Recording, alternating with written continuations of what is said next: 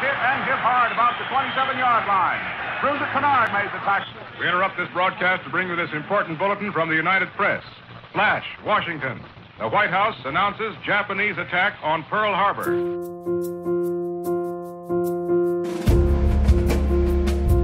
"75 years ago, more than 100,000 Japanese Americans were forced into prison camps built just for them by the government of the United States. 2/3 were American citizens. On February 19, 1942, as America joined the fight in World War II, President Franklin D. Roosevelt signed Executive Order 9066.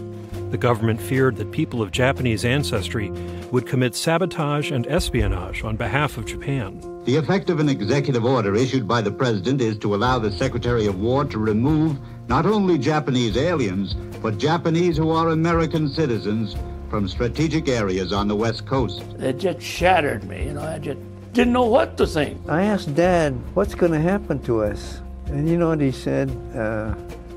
The government will take care of us. I'm going to cry. The government will take care of us. Order 9066 authorized the forced removal of people of Japanese ancestry living in California, Oregon, Washington, and Arizona.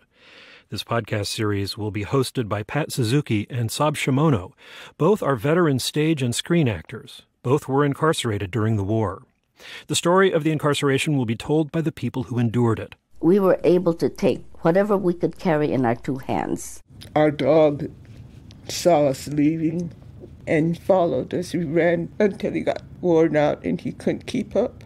One suitcase for the rest of your life that we thought isn't a lot.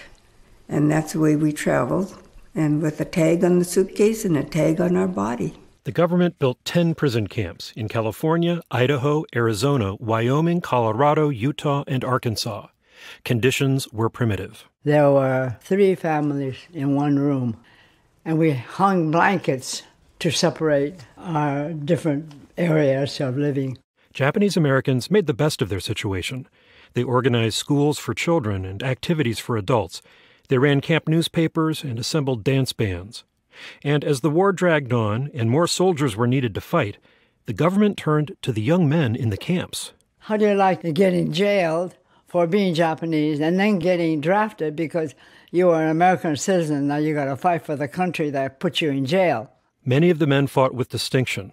Others refused on principle and went to prison. And as World War II neared its end, the incarcerated Japanese Americans were released. We were in there for 3.5, almost 4 years. The tragic events surrounding Order 9066 pose a major historical lesson about how America should and should not respond when the nation's founding principles are under attack.